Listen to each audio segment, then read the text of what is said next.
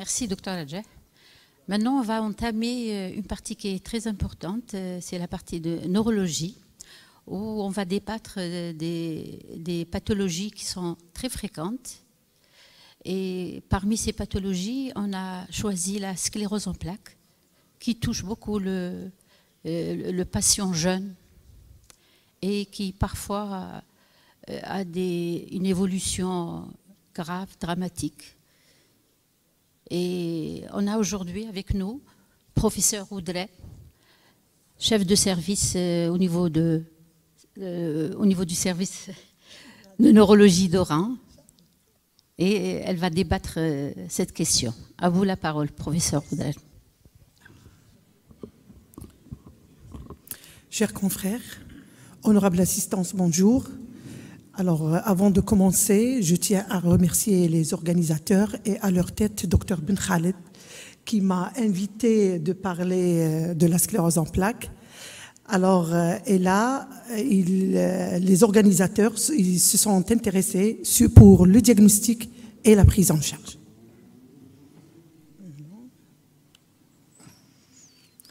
Alors, comme vous le savez tous, que la sclérose en plaques, c'est une maladie inflammatoire qui touche le système nerveux central. Et qui dit système nerveux central, généralement, donc c'est bien sûr l'encéphale, le cordon médulaire et également le nerf optique. Donc c'est une maladie inflammatoire parce qu'il y a de l'inflammation. C'est une maladie démyélisante parce qu'il y a une destruction de la myéline. C'est une maladie auto-immune qui elle fait intervenir bien sûr le système immunitaire. Il y a un dysfonctionnement du système immunitaire. Elle est chronique, donc là, on peut dire que c'est une maladie qui est incurable et neurodégénérative. Pourquoi? Parce qu'il y a une atteinte axonale et également il y a l'apparition au cours de l'évolution des patients d'un handicap. Alors sur le plan épidémiologique, la majorité des études épidémiologiques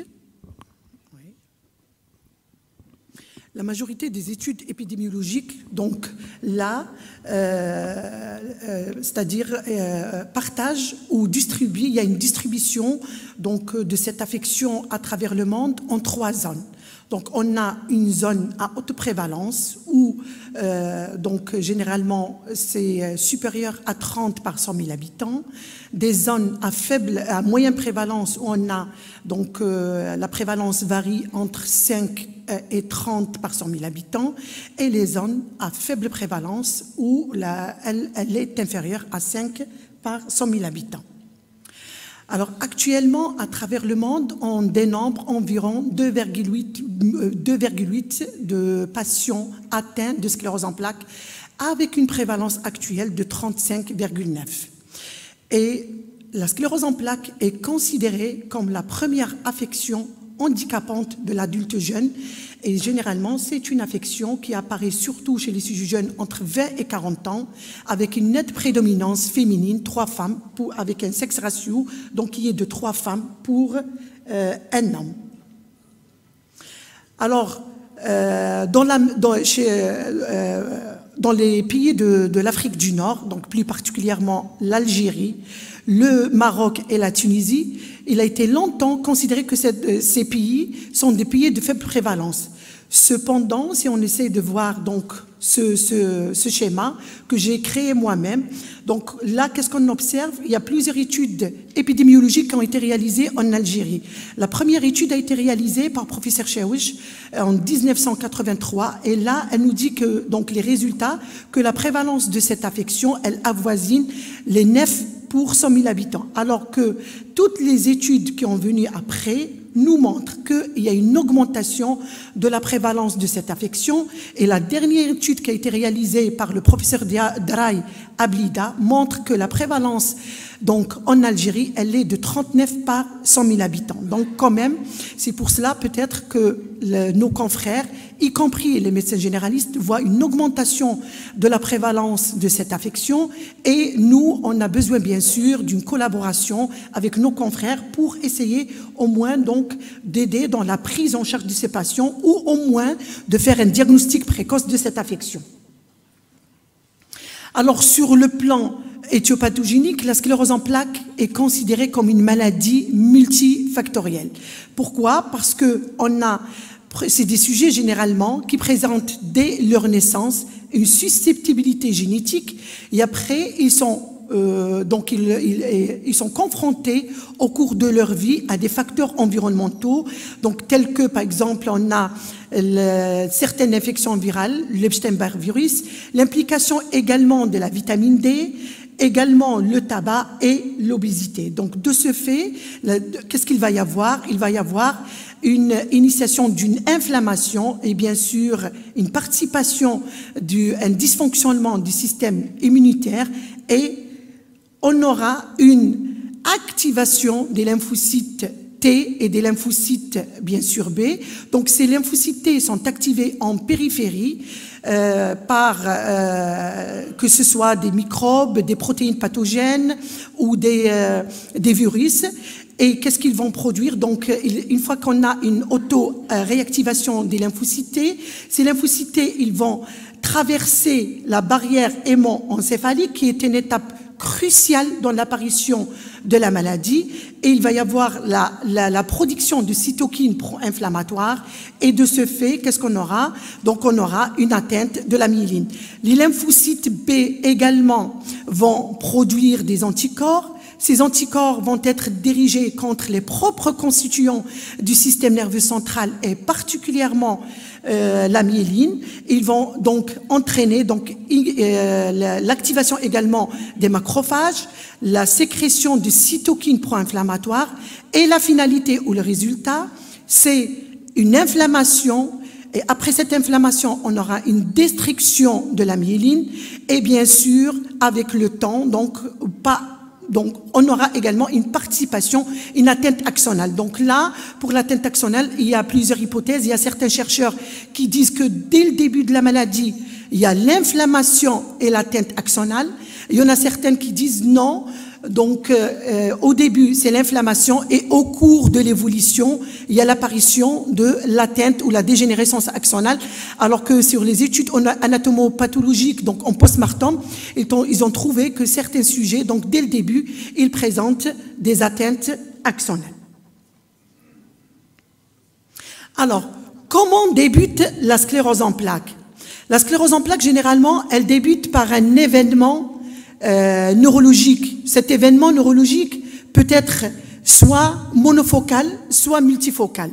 Donc, sur le plan clinique, cet événement neurologique, il définit ce qu'on appelle la poussée. Donc, la poussée, c'est quoi? La poussée se définit par l'apparition de nouveaux symptômes. Donc, soit c'est un sujet qui, auparavant, ne présente aucun problème de santé et brutalement ou progressivement, il va présenter un événement neurologique. Cet événement neurologique, il peut être soit un seul événement monofocal, c'est-à-dire soit une baisse de l'acuité visuelle, comme il peut être plusieurs événements, troubles moteurs, troubles visuels, troubles sensitifs, ou c'est un sujet qui est atteint et au cours de l'évolution de la maladie, il y a l'apparition ou la réapparition ou l'exacerbation des symptômes déjà préexistants. Bien sûr, pour parler de poussée chez les patients atteints de sclérose en plaques, il faut que, lorsqu'on interroge les patients, il n'y a pas donc absence de fièvre et d'infection. Parce que généralement, il y a certains patients atteints de sclérose en plaques, s'ils font par exemple un syndrome grippal ou un problème autre que l'essentiel, c'est un problème infectieux, ils peuvent avoir une aggravation des symptômes déjà préexistants. Donc là, c'est pas une poussée, c'est une aggravation de la symptomatologie clinique du patient par le syndrome infectieux. Donc, pour parler de la poussée, absence de fièvre ou de syndrome infectieux. Donc ça, c'est pour la définition. Bien sûr, autre chose qui est la durée, c'est très important. Donc, il faut toujours interroger le patient sur la durée des symptômes, des nouveaux symptômes. Et si la durée, généralement, elle doit être supérieure à 24 heures. Et généralement, la poussée, elle doit être suivie par une rémission, mais cette rémission, elle peut être soit complète, comme on voit ici. Donc ça, c'est un schéma, donc un patient qui présente une symptomatologie poussée-rémission. Donc là, on observe qu'il y a une rémission complète des symptômes ou tout simplement une rémission partielle. Généralement, c'est des patients qui peuvent garder des séquelles. Alors, sur le plan radiologique, là, lorsqu'on interroge le patient et on a la définition clinique de la poussée, on peut demander également une IRM pour mettre en évidence la poussée sur le plan radiologique. Donc, sur le plan radiologique, la poussée se traduit par la visualisation d'une lésion active. C'est quoi une lésion active? Généralement, donc lorsqu'on fait les séquences T1 et on injecte le produit de contraste, on note c'est des lésions qui sont rehaussées avec le produit de contraste, c'est-à-dire c'est des lésions qui prennent le contraste. Donc, et généralement, ces prises de contraste, c'est un peu donc spécifique pour la sclérose en plaques. C'est des prises de contraste en anneau, soit partielles, soit partielles, soit complets. Donc ça, c'est la définition radiologique. Alors, quelle est la présentation clinique ou quelles sont les manifestations cliniques de la sclérose en plaques? Alors, généralement, on a des symptômes visibles, que soit le patient le voit ou également le praticien les voit. Alors, ces symptômes visibles, ça peut être soit des troubles de la vision, ça peut être des troubles de l'équilibre et de la coordination, et comme ça peut être des troubles moteurs ou également des troubles sensitifs. Alors, pour les troubles de la vision, la manifestation clinique la plus fréquente rencontrée chez les patients atteints de sclérose en plaques, c'est la névrite optique rétrobulbaire. Donc, c'est quoi la névrite optique rétrobulbaire? Généralement, c'est des patients qui accusent rapidement ou de façon rapidement progressive une baisse de l'acuité visuelle. Elle est d'intensité variable et généralement, le malade, lorsqu'il commence à bouger ses globes oculaires, il y a cette baisse de l'acuité visuelle s'accompagne de douleurs donc rétro-orbitaires. Donc, d'où la définition de la névrite optique rétrobulbaire.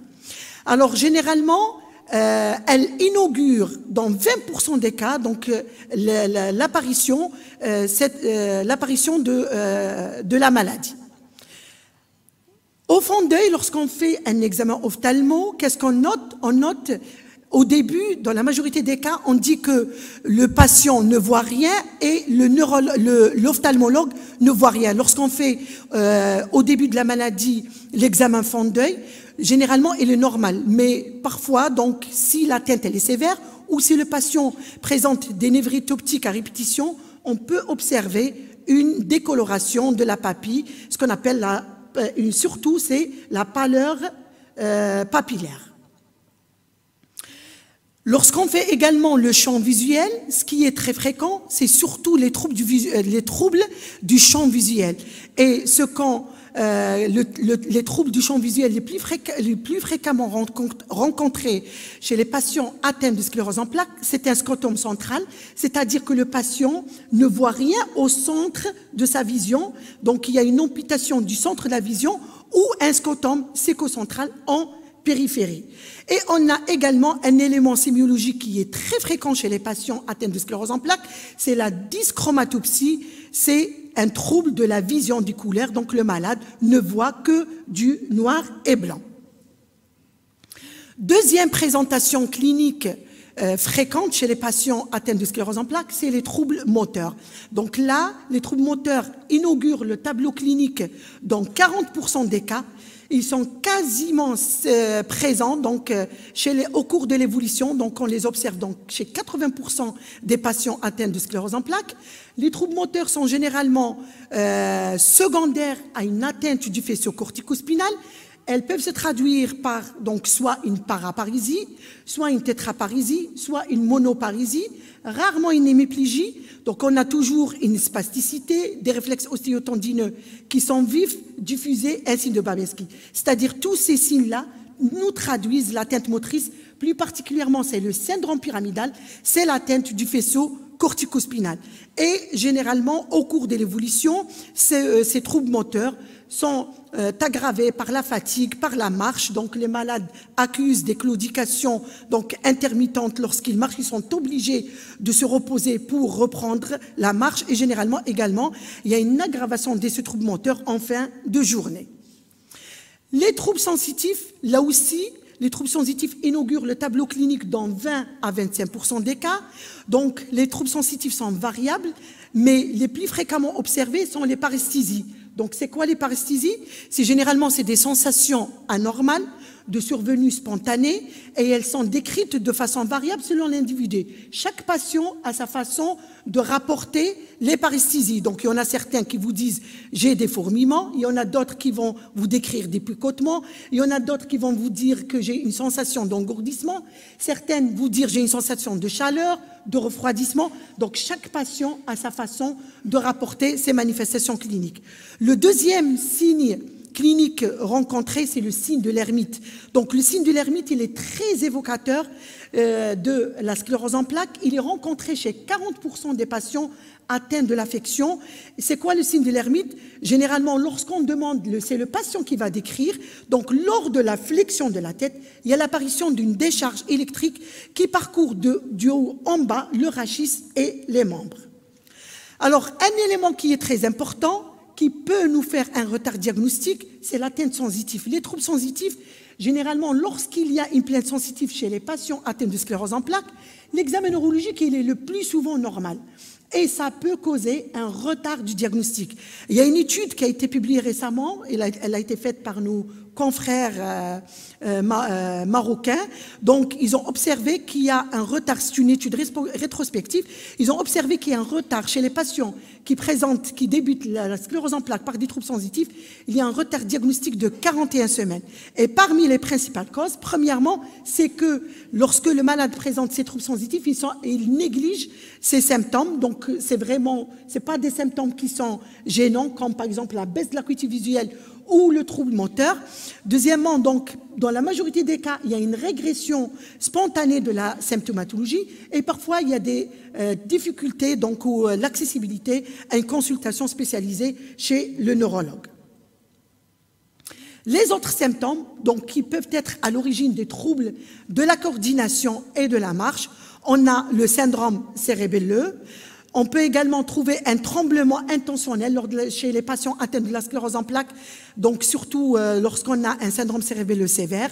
On peut également trouver un syndrome vestibulaire type central qui peut se manifester par un nystagmus, qui sont des mouvements involontaires du globe oculaire, et également une instabilité lors de la marche et de la station debout, comme on peut également noter un syndrome cordonal postérieur, donc qui peut se manifester également par des troubles de la marche, des troubles de l'équilibre et également des troubles de la sensibilité profonde. Par exemple, on a des troubles de la sensibilité vibratoire, une perturbation du sens de position du segment, un signe de Romberg. Donc là, je ne vais pas rentrer dans les détails de la sémiologie neurologique, mais devant l'apparition de troubles, le message a passé que devant les troubles de l'équilibre et de la marche, donc on a plusieurs systèmes qui peuvent intervenir, donc y compris le système cérébelleux, le système vestibulaire et le système proprioceptif qui peuvent être à l'origine de l'apparition du trouble de l'équilibre de la marche et qui peuvent se donner ces différentes manifestations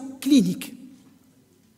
Parmi les autres symptômes, on a la diplopie, donc là qui a été également observée chez les patients atteints de sclérose en plaques, une ophtalmoplégie internucléaire antérieure, elle est fréquente chez les patients atteints de sclérose en plaques.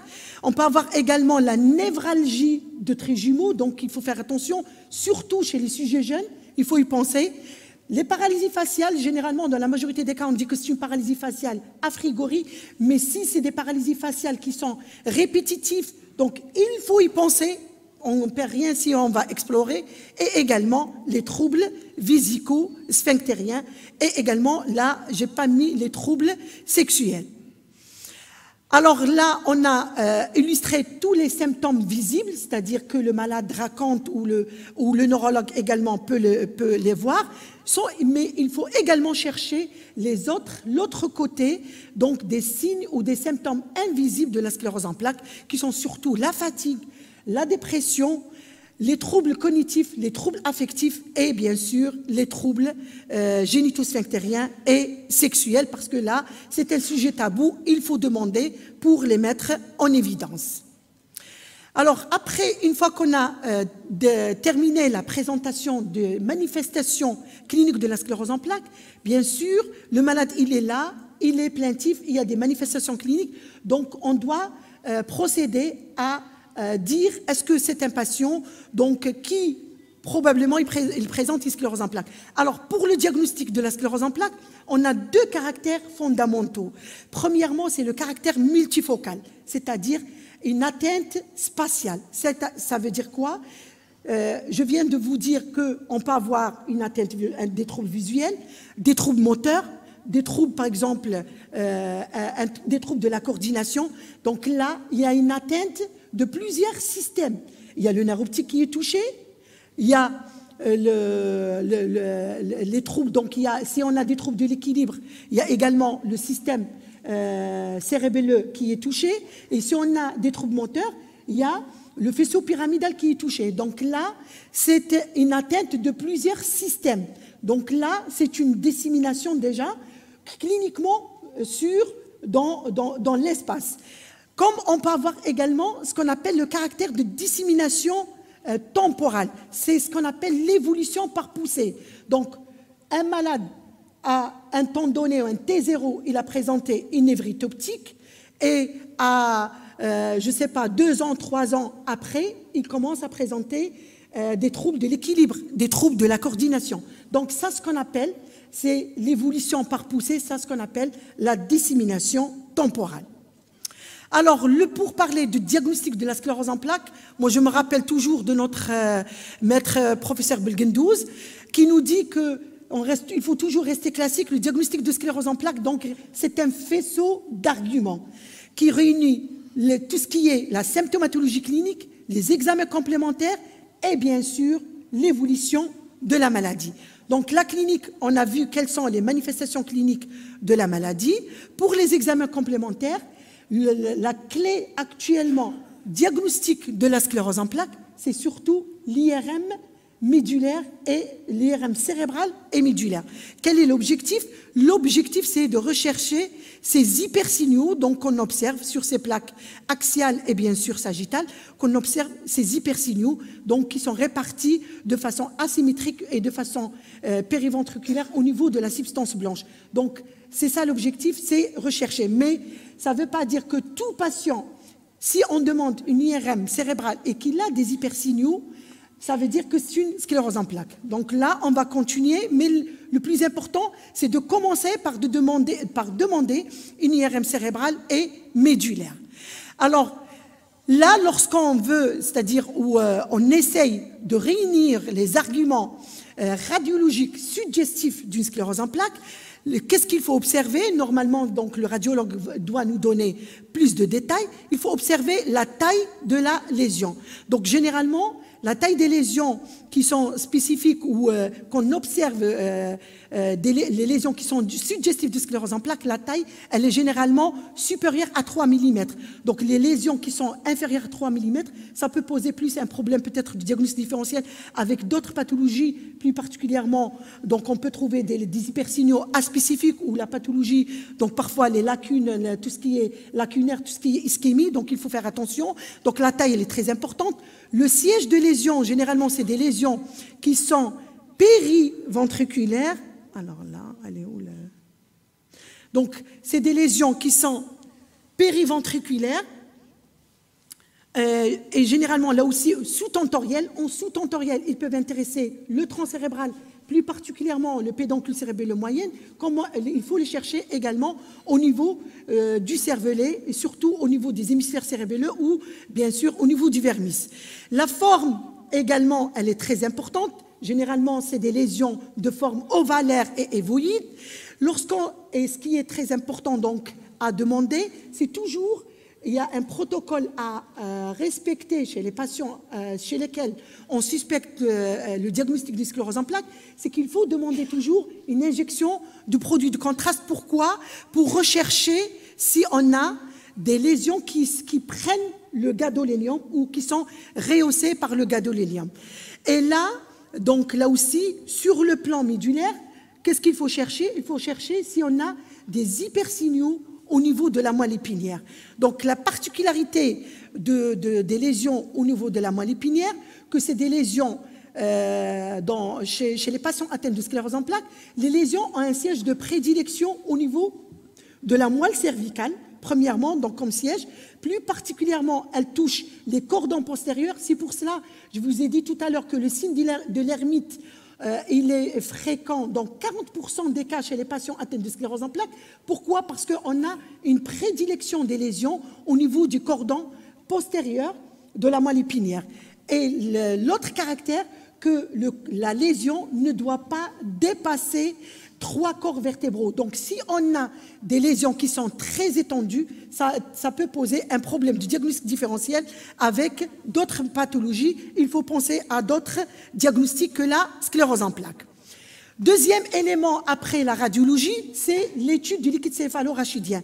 Donc, la ponction lombaire doit être systématique chez les patients atteints de sclérose en plaques. Et dans l'élément le plus important, c'est de demander une iso-électrofocalisation du LCR pour rechercher si on a une synthèse intrathécale d'immunoglobuline G, donc qui est observée chez 75% des patients atteints de sclérose en plaques. On peut observer une hypercytose à prédominance lymphocytaire, mais généralement, elle ne doit pas dépasser 50 éléments. Et on peut observer également une hyperprotéinorachie qui ne doit pas dépasser 0,70 grammes par litre. Les potentiels évoqués multimodaux, donc là, ils ont un intérêt surtout pour démontrer la dissémination spatiale. Alors, je vous ai dit, la clé diagnostique actuellement, c'est l'IRM. Mais parfois, sur l'IRM, on n'a pas tous les critères qui sont réunis. Donc, si je veux démontrer que j'ai une dissémination spatiale, qu'est-ce qu'on doit demander? On doit, par exemple, si c'est un patient qui il présente, par exemple, il présente actuellement de nouveaux symptômes et il nous raconte quand, on prend un exemple, en 2019, il a présenté une névrite, une baisse d'acuité visuelle, donc, et qui a régressé totalement. Là, on est dans l'obligation de demander des potentiels évoqués visuels à la recherche de signes électriques de démyélisation.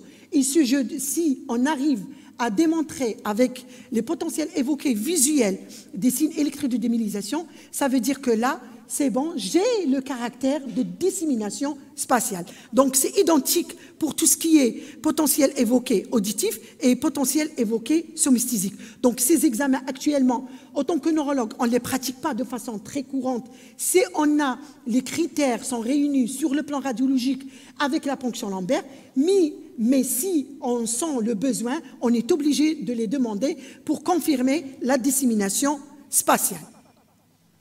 Alors, les critères du diagnostic de sclérose en plaques, donc la sclérose en plaques, il n'y a pas vraiment de marqueur spécifique, c'est un ensemble de critères.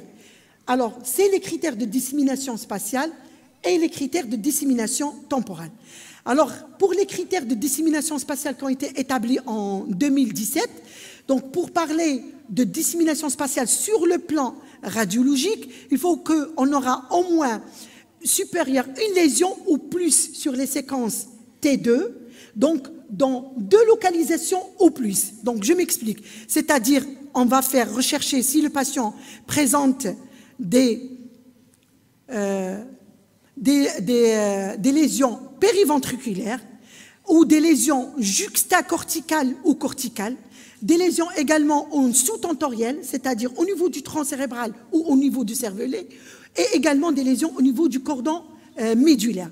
Donc, si un patient présente une lésion ou plus dans 2 localisations différentes, là déjà, on a les critères de réponse sur le plan spatial.